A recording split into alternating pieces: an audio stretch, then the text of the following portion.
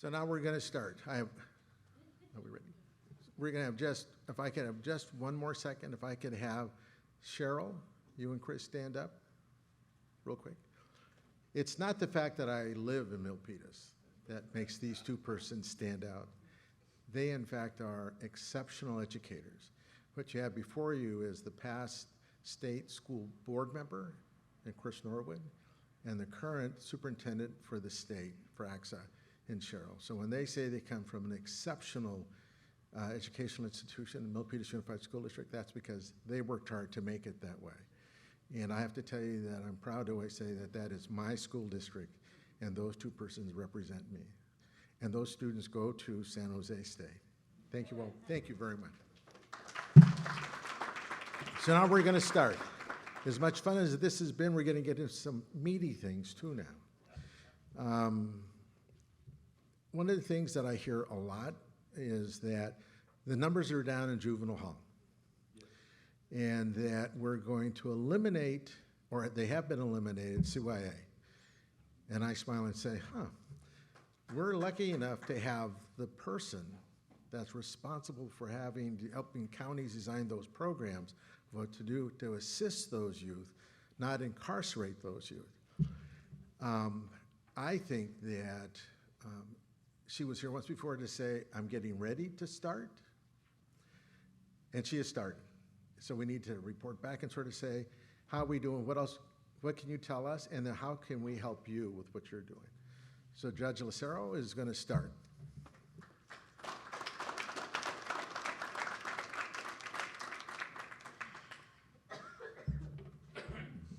So we were hoping to have a PowerPoint presentation as well. And is that happening, everyone? Oh, yeah, okay. Yeah, here.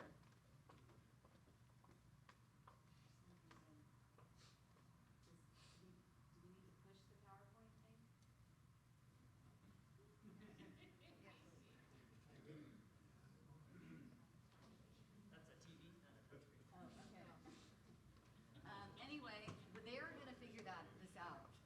I have all the faith in the world. And at my TA support that I brought with me is my husband of 32 years, because apparently the cord only goes to that one little chair. Okay, so he's going to sit there, and I don't have a, whatever, remote. So no, go back. Okay, so thank you, Raza Roundtable, for always over the years, and there have been many decades, for always supporting me and letting me share the important work that I have done over many decades to support our youth. And I'll just go ahead and get started. My office is within the California Health and Human Services Division. So we are championing interventions for youth that are through a health lens. And I wanted to start with a quote that I love. If we have no peace, it's because we have forgotten that we belong to each other. Those were the sentiments of Mother Teresa, and more recently, those of Father Gregory Boyle of the Los Angeles-based Homeboy Industries, an organization that disrupts those who choose the gang lifestyle by offering jobs, friendships, and futures without violence. My journey over the last 3 decades has been marked with this purposeful work, first as a prosecutor, then as a judicial officer for over 20 years. And in my work, I did a lot of problem-solving courts. And one of the things that I did with my work is I championed the inherent worth and dignity of every individual that came into my court.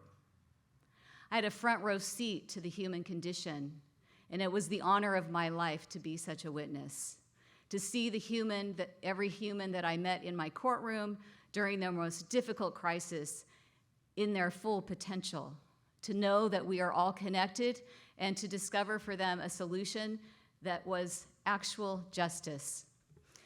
Victor asked me to share, and Bob asked me to share specifically about my current post. Friday, it marked my 2-year anniversary. We can go next. In 2020, legislation was signed by Governor Newsom that closed the state youth prison system. I wanted you to just think for a moment about what that was like in the 1990s. There were 10,000 kids incarcerated at the state level. When it was closed in 2020, there was less than 1,000. And by all accounts, for the third quarter of this year, the kids that have been realigned that used to be sent to the statewide youth system, there's about less than 550. Due to the years and years of juvenile reform work by policy leaders and advocates such as yourselves, the citations and arrests of kids has dropped dramatically. After the youth detention system was closed at the state level, counties are now charged with the care and rehabilitation of their own youth. There is no place any longer far away that youth are sent after they commit a serious law violation, as it was in the past, because research shows that youth do better and that communities are safer when youth are close to home, engaged with their families and other people that love them, and when they are not in large congregate care facilities. 36 counties in the state now have secure youth treatment facilities. And as I indicated, as of the third quarter of 2023, there were less than 550 youth. This slide shows the dramatic drop in youth offenses, citations, and referrals. There was, you can see in 2022, and this is Department of Justice data, there was an increase, but if you look at 2019, the pre-pandemic numbers, it is still much lower. So when we were in total lockdown, it dipped. Then, 2021 it dipped, and now it went up a little bit in 2022. This is still substantially lower than previous totals. In fact, in 2012, there was 120,000 plus arrests compared to 26,000 in 2022. Next slide. This is the slide that represents probation referrals to probation in California. And as you know, those referrals come from the police officers, like our chief, San Jose PD, makes those referrals after they are intervening in the community if there has been a law violation. So referrals are very also down. And I also attribute that to a lot of police diversion across the state. Some cities actually have very robust police diversion programs, which my office hopes to help champion. Next. This slide is really dramatic. It shows the trend of youth facing adult court. And you remember there was a time when the DA could file directly 14, 15, 16, 17-year-old kids to adult court. After, you can see that in 2022, this is a very staggering number, that only 12 kids in the whole state were transferred to adult court. So it's an extraordinary thing in California to have a youth tried as an adult. In 2008, it was closer to 1,000. So there's been a very big dramatic drop in the use of charging and, well, not charging, but transferring youth to adult court. Next. One of the things that I'd like to make sure we all keep ourselves aware of is that families and youth that I have seen in court systems and that the data shows are primarily people who are very low in resources, poor people, Black, brown, and Native youth. Black, brown, and Native youth are overrepresented in the juvenile justice systems and the child welfare systems, and they are more likely to come into the attention of law enforcement, more likely to be charged, incarcerated, and to stay in detention longer.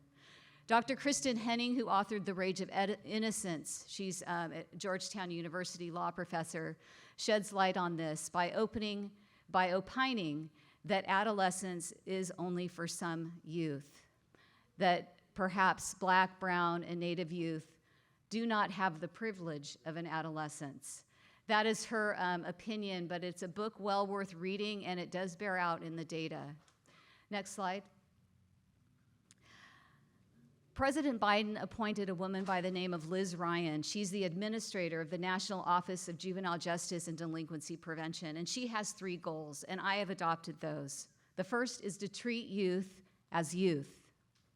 The second is to keep youth at home with services or in the community whenever possible. And the third is to open opportunities for youth involved in the juvenile justice system. Next slide. The U.S. Supreme Court has recognized, do we get the next slide, honey? Has recognized that, that the current system is an adult male-centric system, and that kids are not just mini criminals. They are in a period of dynamic human development at the ages that they can be brought into a custodial facility. That dynamic period of human development is marked by impulsiveness, poor ability to see how their actions impact others, and an underdeveloped sense of responsibility. And they also have an incredible ability to learn and change and redirect. So kids are different. And the U.S. Supreme Court has recognized the brain science of adolescent brain development, has indicated that the following in some of their significant decisions that you can see in this PowerPoint, like ending the juvenile death penalty and laws that automatically sentenced youth to life without parole.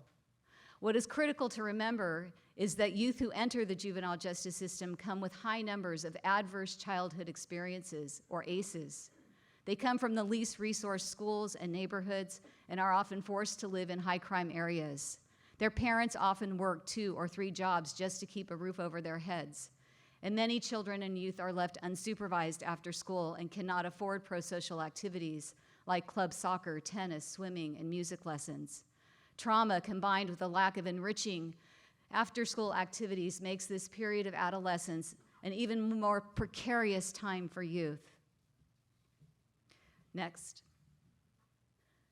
My office was developed to develop a new approach, closing the statewide youth prison system, DJJ, developing local facilities that can house youth up to the age of 25.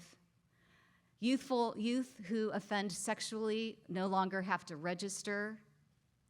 And it established my office within the California Health and Human Services Division.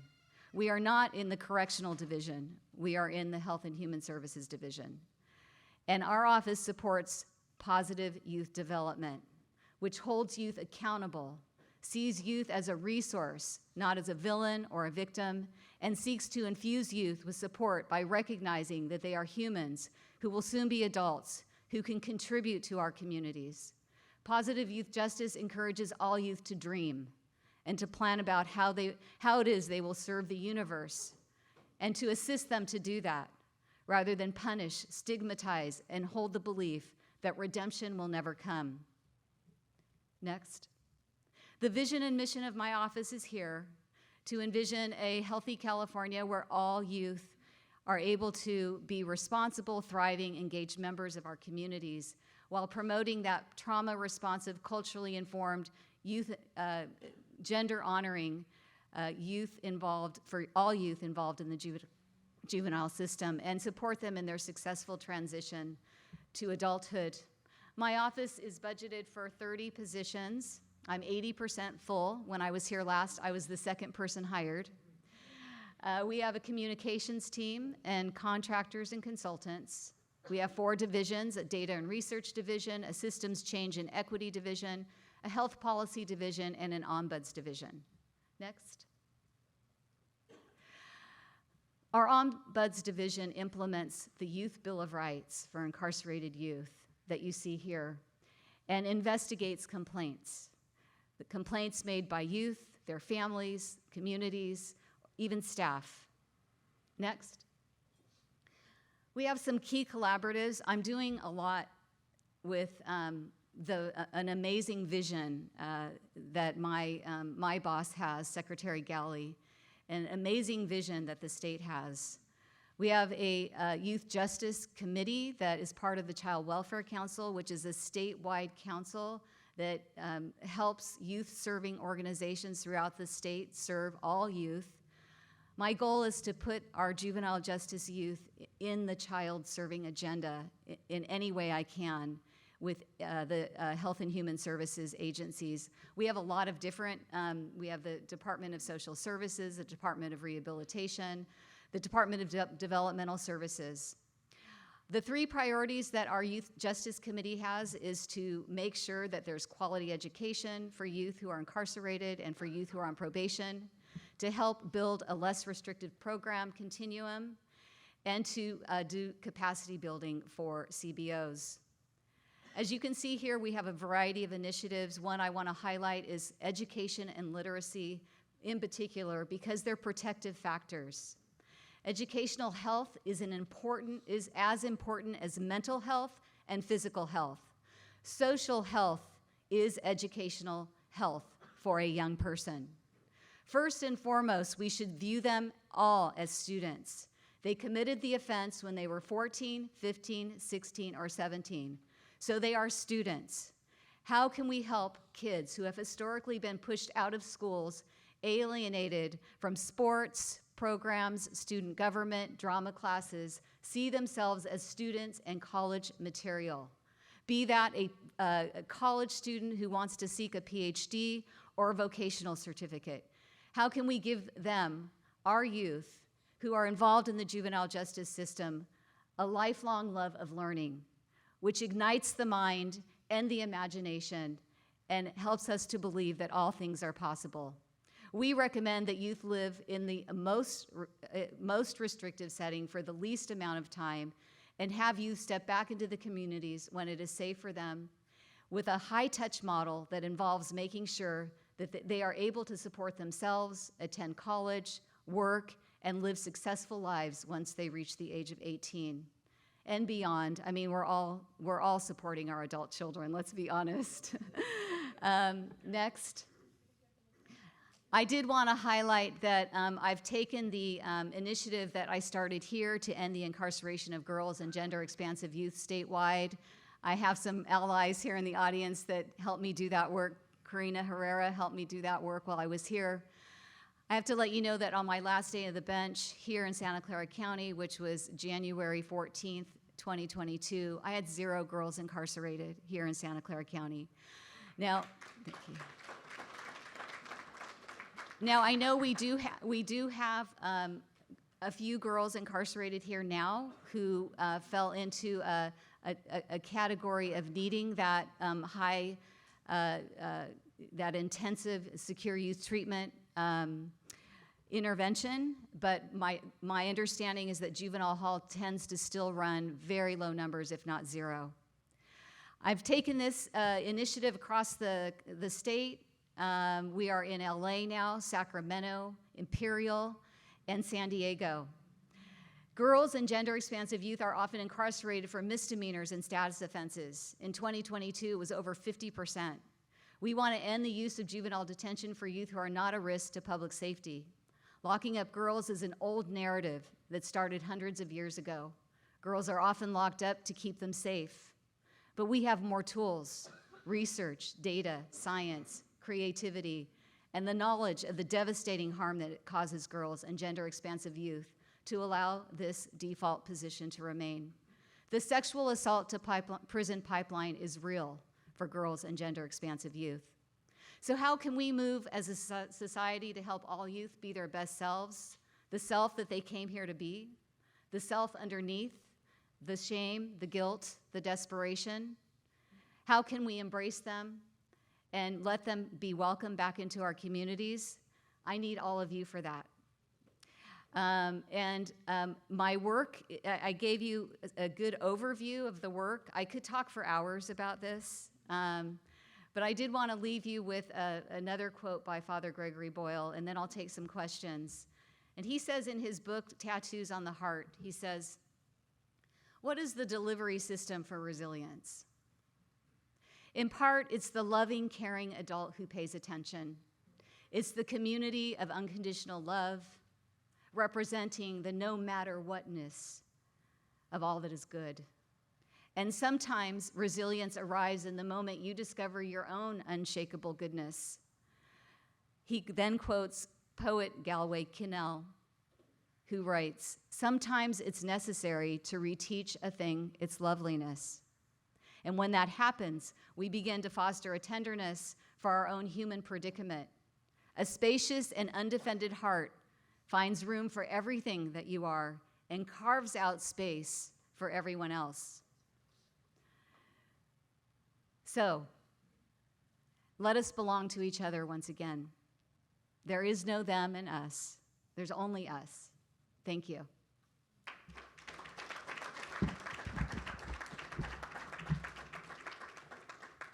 Thank you, Mr. Trask. I thought he did it exceptionally. He did. Are there any questions? Yes. Yes, first of all, thank you for the work that you've done. Thank you for the work that you've done. Thank you for the work that you've done. As a kid, I did juvenile hall in 1979 as well. And the conditions that were there, I'm part of those statistics that you were talking about. And so they're using statistics of children in third grade that are growing up in the barrios, and the prison system is monetizing the poverty and the conditions that that child is experiencing in order to determine how many prison beds they're going to need in the future. Now, what my question is to you, how do we change that on the local level? How do we get the racial equity offices that are impotent? They are impotent. They have no power. How do we empower them in order to start instituting policy for the allocation of the resources necessary to deal with these conditions that you referenced? Well, I hope that you saw from the presentation that there is a huge commitment to making sure that less youth are arrested, incarcerated. How do we get to that place of equity and to have, the schools be funded and after-school programs flourish? I think that we come to rooms like this, and I think that we work together and prioritize, and Victor has always kind of had a pulse on what communities need. I always imagined that our community would begin to stand up and say things like, somebody needs a house, let's find one. Somebody needs a foster home, let's develop foster homes. Somebody needs a child advocate in a child welfare court, let's sign up. Let's everybody sign up for child advocates. It's us. We are the ones that we've been looking for, as Rumi says. This is where we come. We come to rooms like this. It is a one by one. There's no silver bullet. This is us. This is what we do. Thank you for being here. Any other questions? Thanks for being here. I worked in a girls' youth detention center in Australia in 1978, and the issues were exactly the same as they are now. Young girls being arrested and put into juvie for not being safe, being abused, raped, drugged, sent to Arabia, trafficked. So how do we make our communities safer so they don't need to go to juvenile hall? Well, I think Santa Clara County has really risen to the occasion. There are so many examples of how Santa Clara County began to take responsibility, including myself as the judge. I would have sworn on my father's grave that I never incarcerated a medium risk or low risk girl, and I did, because the data wasn't being kept clearly. When we started looking at data and we started to operate as a collaborative with mental health, drug and alcohol, DSS, probation, DA, public defender, we made a difference. So I wish I could tell you there's a magic recipe, but what we're finding now with our statewide initiative is that every community is different, has different strengths, but every community can solve their own problems. And this is the human condition, Gabriela. It's Gabriela, right? This is the human condition, so I'm not surprised that we see the same things, but we can respond differently. And I believe that we are. Thank you. We're going to go on, and then she's going to pizza that was brought by Victor Garza. Thank you very much. Yeah, so is there one more question? No, we're going to come back because we're going to make sure we get it. We'll come back. She'll be back.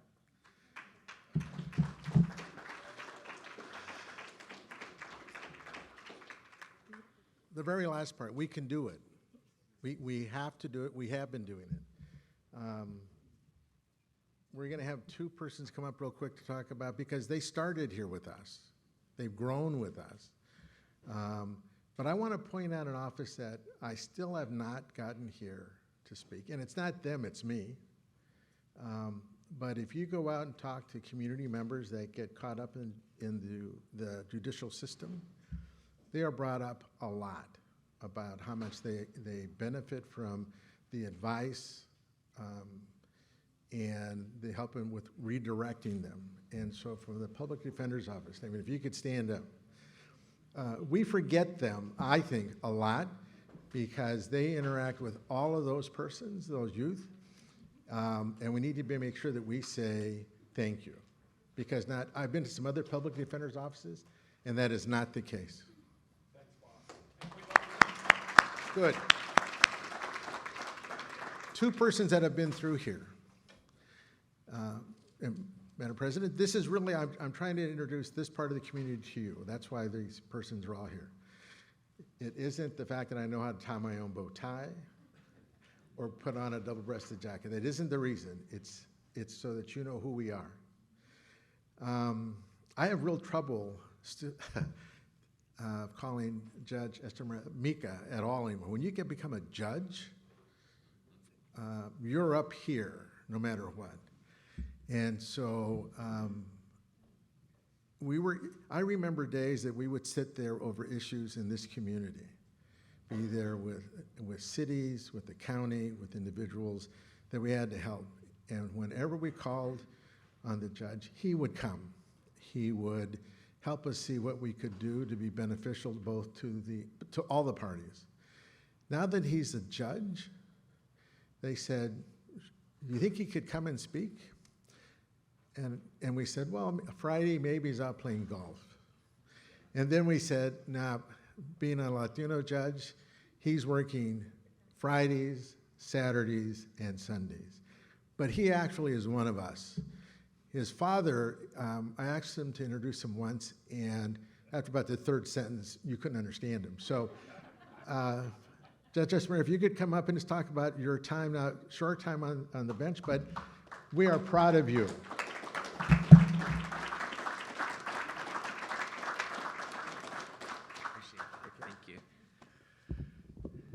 So unfortunately, now that I'm a judge, I'm not up here. I'm still down here.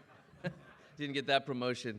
Thank you for the invitation to be here. It's an honor to be here and share time with all of you. I've missed spending time with many of you and serving the community in ways I did and had the opportunity to do as an attorney. I don't have an agenda or any particular thing. Bob asked me to talk a little bit about transition, and I'll make some comments about that, and then turn over the floor. I know we have some other special honored guests here tonight. What I want to say is, I'm from East San Jose. I'm from here. Since we're celebrating Jesuits, I'll say go Broncos, go Bells. I had a varied practice. I worked in federal court, civil court, state court, complex civil lit, impact lit, and then I was a public defender with Mr. Silver, who's a mentor of mine, for a little more than 15 years. I say all that to say I have varied experience.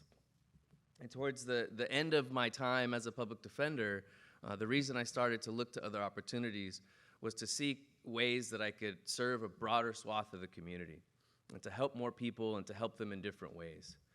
And what I want to say about my experience on the bench is that has materialized. I've found that I am having the opportunity to help people in different ways and to help more people.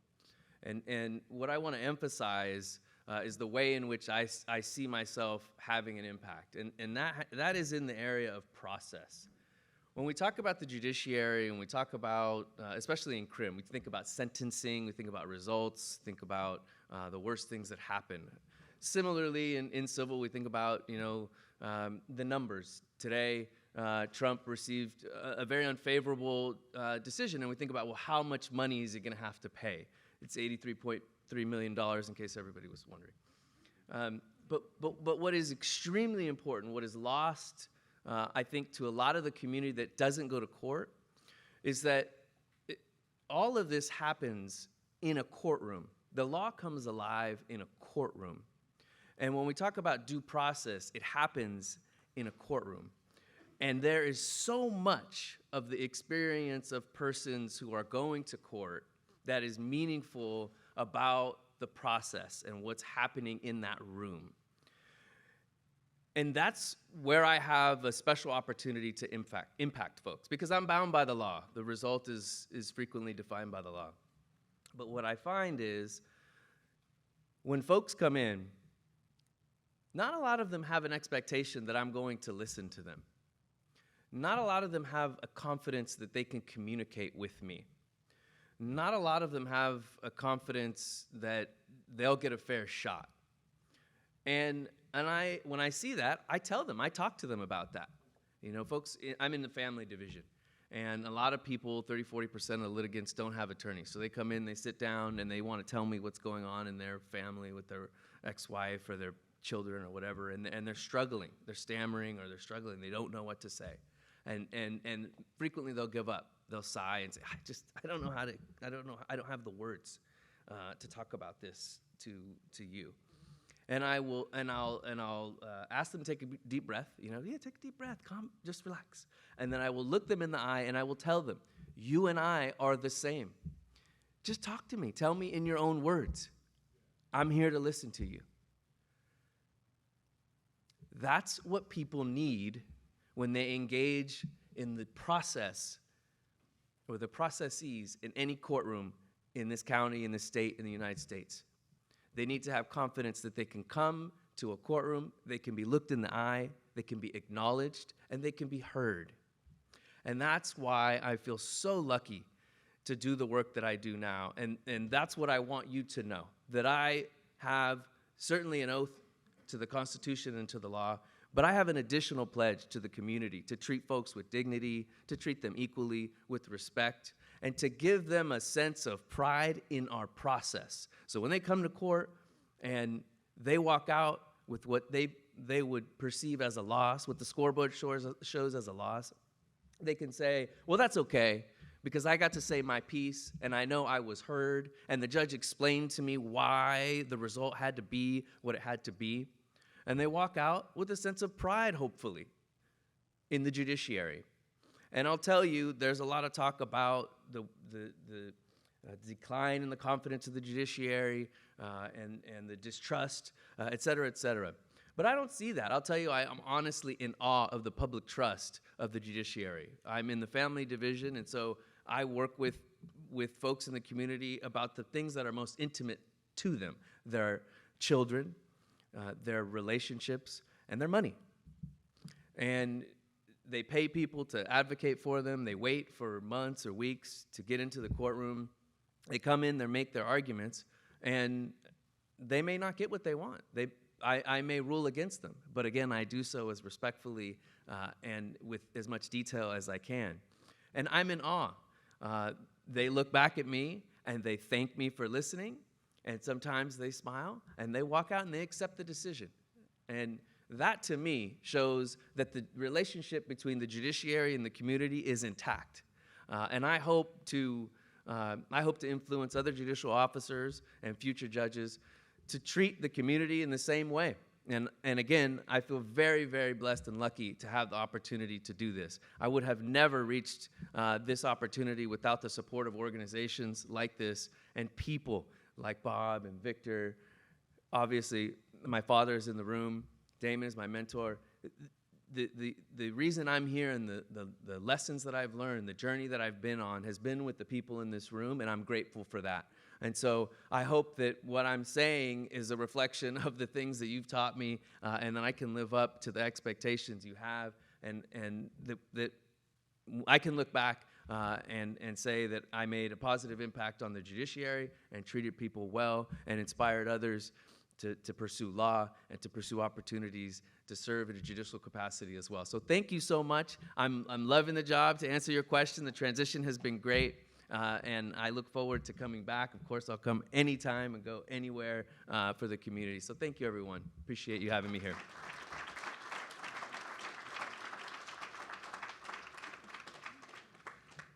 It is about community, and he's right that, no, I think it was you, Judge, who said it starts here. We can do the things that need to be done. And so, Enrique Flores, if you could come up real quick.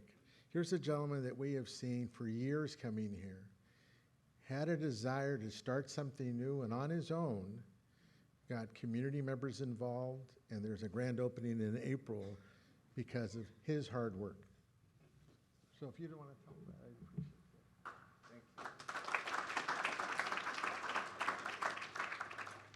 it. All right, good afternoon, good evening now.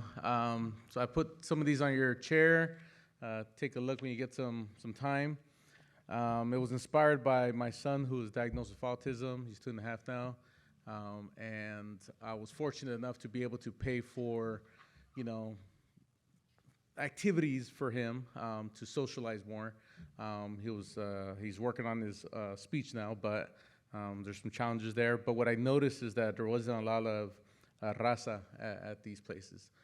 During the day, I was probably the only brown person in the room, and I was like, there's so many other kids out there that would need an outlet for physical activities or even socialize in the evening or weekends. So I started knocking on doors, and the Centennial Rec Center in Morgan Hill agreed to give us some space internally.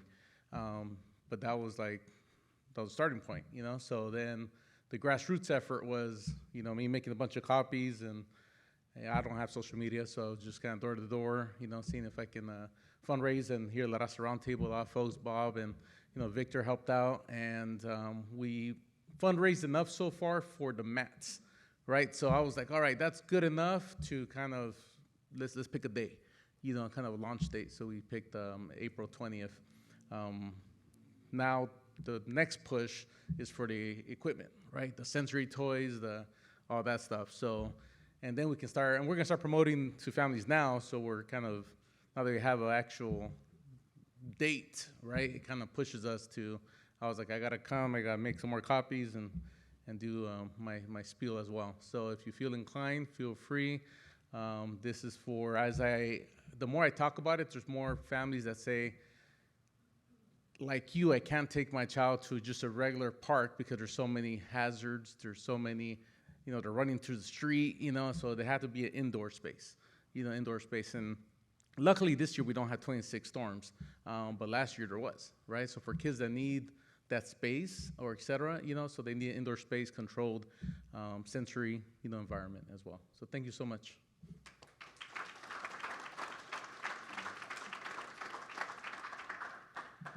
Yes, sir. Oh. Could I have the mic?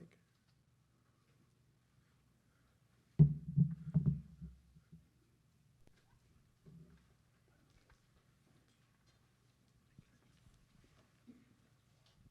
you, Barbara.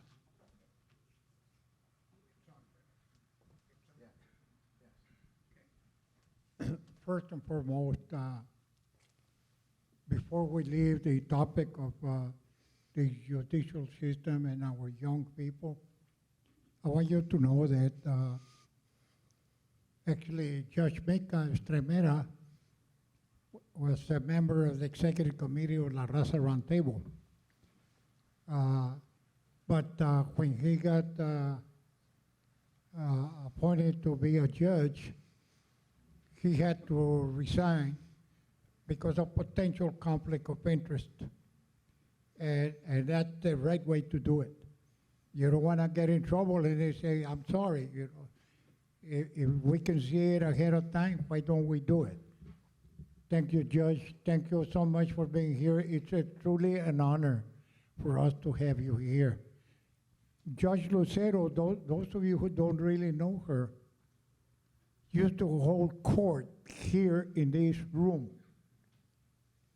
How many judges do you know that hold court in the community? You don't. And if you do, please correct me if I'm wrong. Judge Lucero would be up there. We would have community organizations all out there on the back where she will hold court and will refer the young kids. Go and get enrolled on one of these programs. And they would go up there and they would select what program they wanted to attend. And that's the way to deal with the issue that there was a question asked earlier by, I think it was user, on how to deal with kids and how can we change and like that. Well, Judge Lucero is a lightning star in our community because she is the only one that I know that has held court in the community, not in the courts, in the community. And that helped a ton of young people. So there's a lot of history that we need to know about the people like Judge Lucero, Judge Meka, and so many others. But holding court in the community was a moving thing in me to realize this is the way that we can help kids. And she did it. She did it on her own. She learned it from someplace, and she brought it home to help our local community, our local kids that were in trouble and had to go to court. Thank you, Judge Lucero. Thank you. The judge and I go back many, many years. She is not as old as I am. She's a young lady compared to me. I'm 86. But my good friend is still very active in helping our young kids, and we need that. So let's support people like Judge Lucero, Judge Meka, and those that are helping our young people, that we all find ourselves in trouble at one time or another. I'm no angel, believe me. I was just lucky I wasn't cut, that's all. But there's so many of us that we make mistakes when we're young. And we end up in trouble, we end up in juvenile hall, we end up in prison. I'm very lucky that I didn't. And thank you so much, Judge, for you being here and having the vision to help our community by being here in the community, helping our young people. Thank you so much.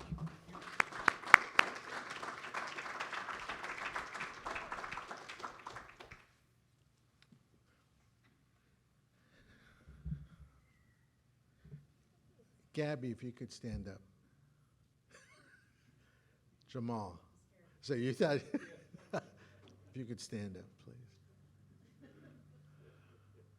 Roy, stand up, please. Danny, stand up. You know, and stay standing for just a second if you could. This organization is called Raza Roundtable. But actually, if you listen to the presentation and you look at what happens in this city, this county, this state, this country, Raza, African American, Islander, if you don't look like what they call the majority, we all get treated the same. This organization, through Victor, has really called us all together so that we can act as a group. There isn't an issue that's just about one of us. And most of you know that at best, I was in the center, at best. Maybe a little to the right. But through all of your interactions dealing with helping communities,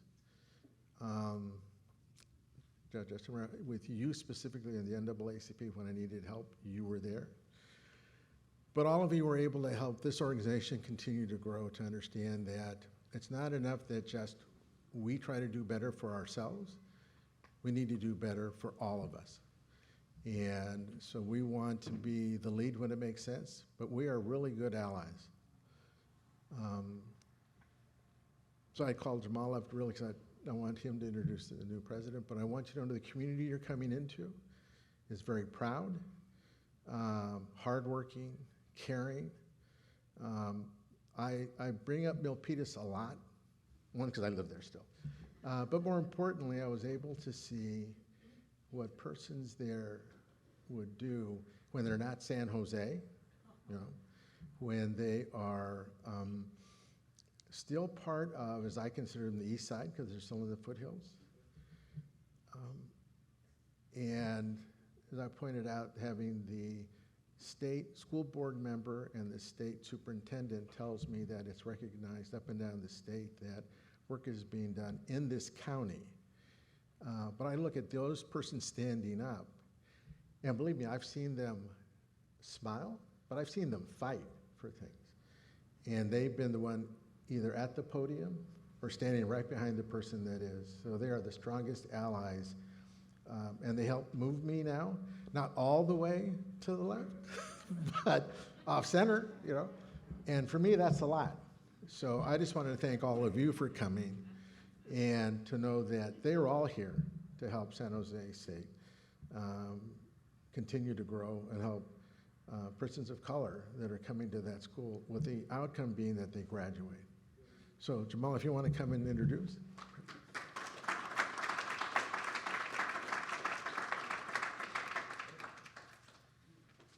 Doesn't Bob have a way of putting you on the spot unexpectedly like no other? Appreciate that, man. Hello, everyone, again. My name is Jamal Williams. I work at San Jose State University. I also have had the pleasure for the last few years of chairing the Black Leadership Kitchen Cabinet of Silicon Valley, and I've been able to experience what Bob was talking about with coalition, with friends, with partners, and the name of La Raza when I moved out here, when I started in that role, rang out, and it was because of the work that the pioneers and legends have done. So I thank you for that. And you know, Mika, with that speech, I think you did grow a little bit, man. It was very inspiring. So you are of here, as far as I'm concerned, brother. So I'm going to do a couple things. We have some new leadership at San Jose State. I want to introduce two people to stand, so you all know who they are. Know that they're here to support you and your families and your students.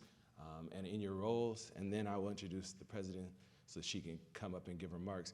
And these are all my bosses, so I'm going to do the best job that I can so I can support my own family, right? So first, we have Dr. Kristen Dukes, who is our brand new Chief Diversity Officer, if you would stand. Dr. Dukes has been here for 2 weeks. 2 whole weeks. She brings over 17 years of experience leading diversity efforts. And as our CDO, she's tasked with providing strategic direction to further advance our environment, to make sure it's welcoming, inclusive, diverse, and mutually respectful for all of our students, faculty, staff, alumni, and community. And Dr. Dukes was most recently the CDO and Vice President for DEI and Inclusion and Title IX coordinator at Chatham University in Pittsburgh. So it's a lot warmer here. And Dr. Mari Fuentes-Martin, if you would stand, is our interim Vice President for Student Affairs. And she beats Kristen by 1 week, 3 weeks. And before joining us here at SJSU, Mari was Vice President of Student Success and Engagement at Texas A&M San Antonio, and comes with 33 years of experience in higher ed, serving the last 20 years as an Associate VP and Dean of students at various institutions. And she began her career at her alma mater, the University of Notre Dame, which I don't hold against her as a Michigan alum. I don't hold that against you. And is a native of Velasco, Texas. Weslaco. I looked that up and I thought I had it, but it's Weslaco, Texas. And last but not least is our president, Dr. Cynthia Teniente-Matson.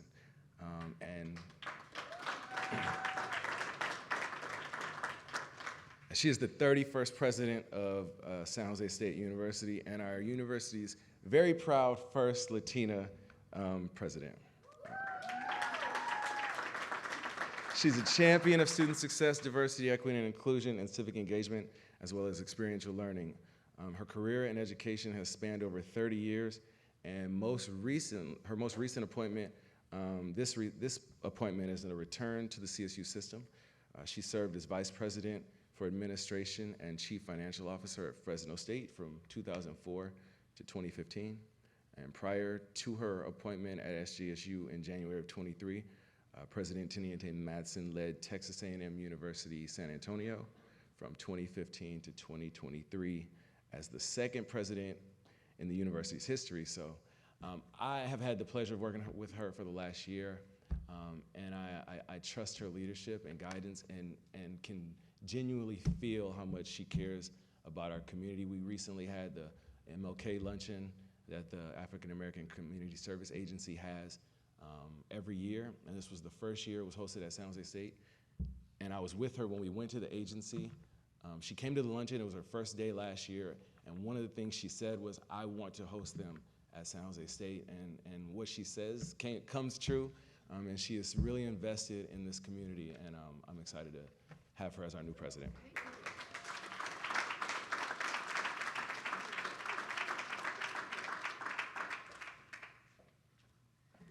Well, it's a pleasure to be here this evening, and I know it's getting late, but I want to acknowledge Judge Lucero. And one thing that didn't come out in her conversation this evening is she is an honorary doctorate recipient from San Jose State University. We are very proud to have recognized you last year, where I had an opportunity to hear her speak at our May commencement. So thank you for sharing the important work that you're doing in our community. And there were so many powerful lessons in what you shared with us, but I think one of your points about there's no silver bullet. It takes all of us, and the us is the other people in this room. And that's part of what San Jose State is all about, community, and creating the community as the oldest university on the West and the oldest university certainly in California. We are very proud of sponsoring and supporting the new majority. The population at San Jose State is one of the most diverse universities in the United States. We are a Hispanic serving institution, as you well know, and we continue to grow our numbers and our population to support Latino students, Latino youth in our community locally. We are going to reach back further sooner because we want to continue to grow that pipeline at San Jose State University. We're about 32% or so Latino students now in our community, and of those, about 26% are first-generation students, the first in their families to go to college from the Latino community. Our first-generation population is closer to over 40%, but a significant component of that is coming from within our Latino community. So the work that happens here at La Raza Roundtable and engaging in the community is significantly important to all of us, especially to me. I want to thank you, Mr. Garza, for ensuring that I got to come here with you this evening, and for Cindy Soto. Where are you, Cindy? There she is. Cindy also works at San Jose State University, and I am very proud of her and the work that she has been doing at our university for a good portion of her career, and she's very proud of you. And I know you are proud of her, because you should be, of all the wonderful things that she's doing there. Very proud of you. Well, thank you very much. So let me just say a little bit about myself, and then I'm going to turn the stage back over to you. I am a native Texan. I've only lived in the 3 biggest states. I'm a first-generation college graduate. I'm a first-generation professional and a first-generation president. And that really does inform how I think about my work, how I think about my life, how I think about my impact.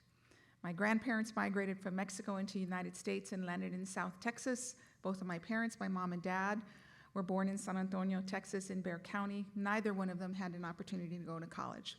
And as I have gotten older and come to understand and appreciate the sacrifices that they made in their lives, I recognize the impact in only 2 generations that I have to make a difference everywhere, and especially here at San Jose and at San Jose State University. It doesn't escape me that I'm the first Latina president, but I will not be the last Latina or Latino president in our community. So we come together to do that work.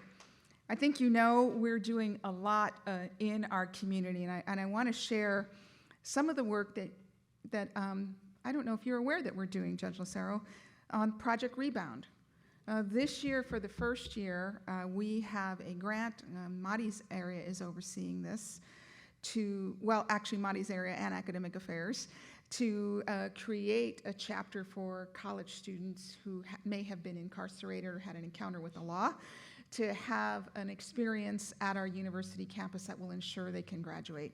That Project Rebound project is our first one on our campus, and it's being sponsored by Professor Peggy Stevens, who oversees the Records Clearance Project, who many of you may know of her work, where she works with students to help individuals in our community clear their records and create opportunities for a lifetime of equity that we all expect in our communities. I really appreciated the comments that were made earlier.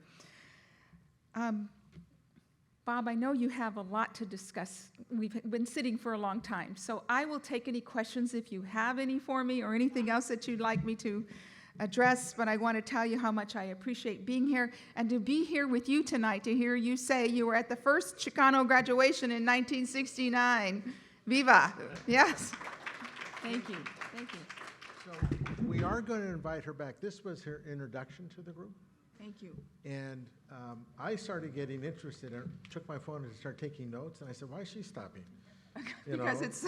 I know you it. see the Then I time? know. Then I saw the time. So we want to thank you for coming. Thank you very much. And we want to thank you. And we want to thank you for helping us. And thank you. But you are going to be invited back. Because Wonderful. you have lots to tell us about that's going on there. I certainly do, and I'll leave you with this. Talent is universal, opportunity is not. It is all of our responsibilities to create opportunities in our community.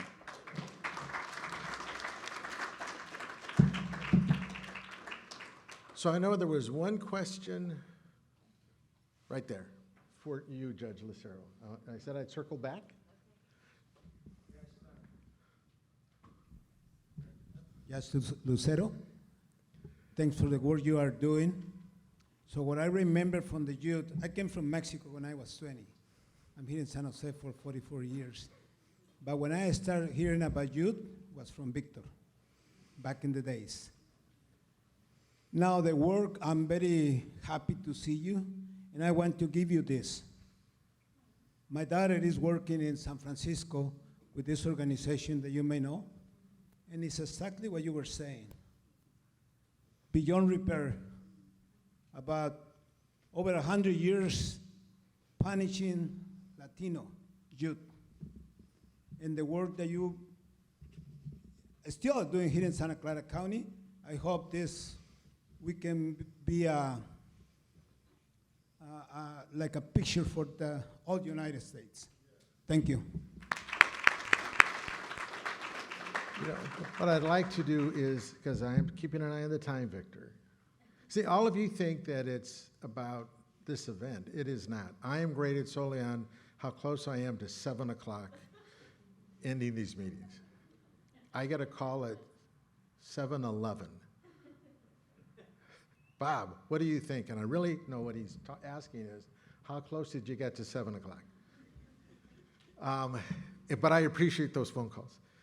But it's often that we get other persons that come by that are true allies of this organization and the community, persons that represent us in a way that allows us to do the kinds of things you're talking about, Judge. So Assembly Member Evan Lowe is here, and I want to give him the opportunity to say a few words if he'd like to, because he is in fact an ally.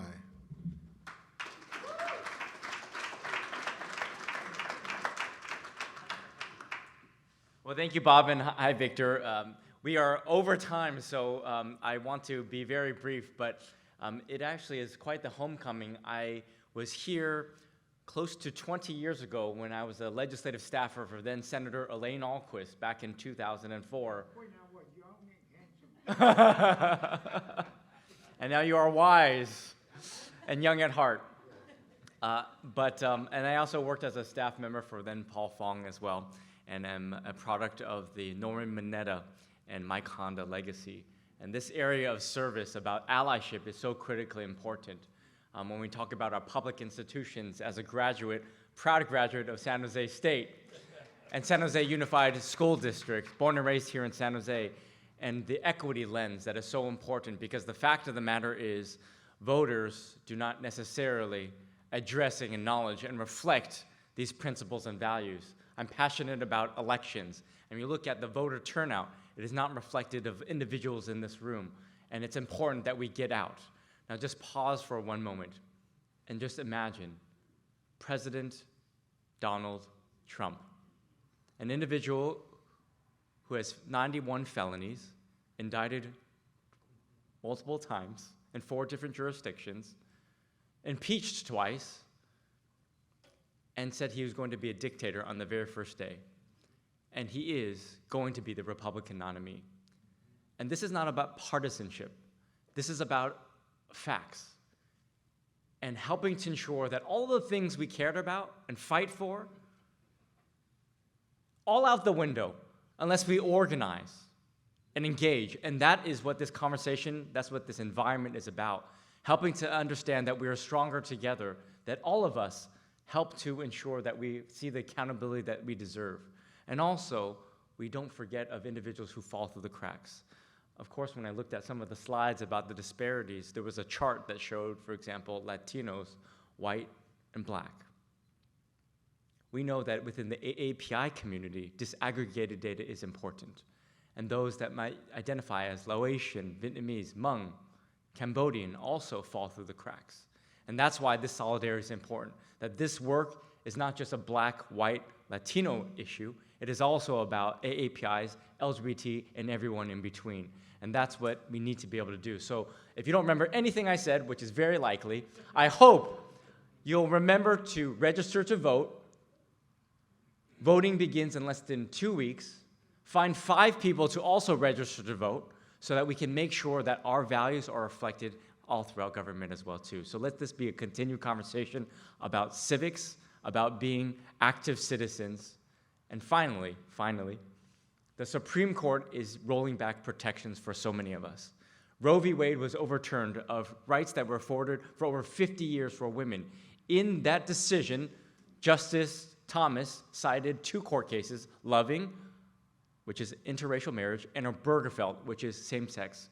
They are coming after interracial marriage and same-sex couples protections. You may think that this is crazy, what I'm saying, and coming out of my mouth in 2024, but if they show you who they are, we need to believe them. They are coming after us. We need to organize, be present, and be involved.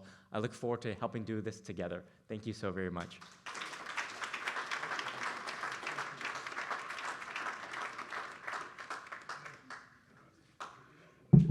So we meet in a particular council district. I just want to always give the council member an opportunity, hoping that at some point there's something coming back this time. So did I say that was that on camera?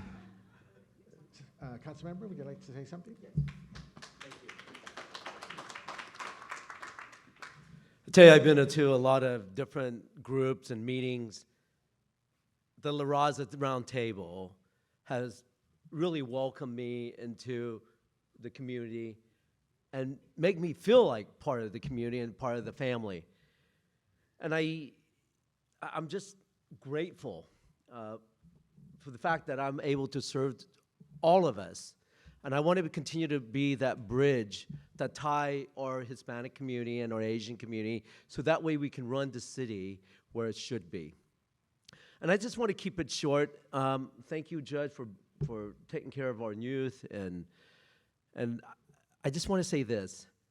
On New Year Day, I got a phone call that my nephew, who is 25 years old, just graduated college, died of a heart attack. And the reason I brought this up is that life is short. And I am committed, at least to myself, to reach out to as many youth that I can out there. Because a lot of them are in trouble, and there's time my sons are in trouble as well. And so I ask and empower and I inspire you to challenge you to reach out at least to one youth this year. If we can make that commitment, we can change a lot of lives. And I will continue to commit to work with the Raza Roundtable, to reach out to all of our communities, to make it safer for all of us. And I just want to say thank you very much for allowing me to be here.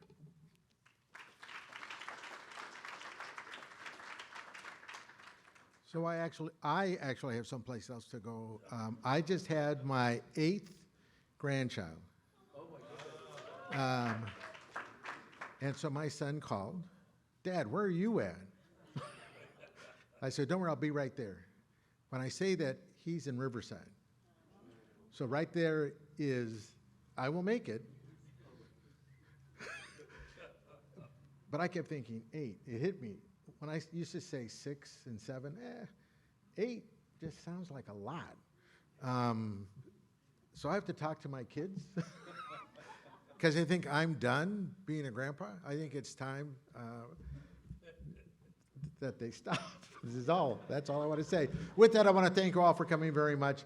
Please have something to eat. Take some time to talk to everyone. Look at the books on your way out. But there's a young lady that came in that is a leader in this community from Milpitas, oddly enough. Karina Dominguez, if you would stand up, say hello. You know, I didn't see you stand up and say hello. Thank you very much. Thank you all very much. Please eat.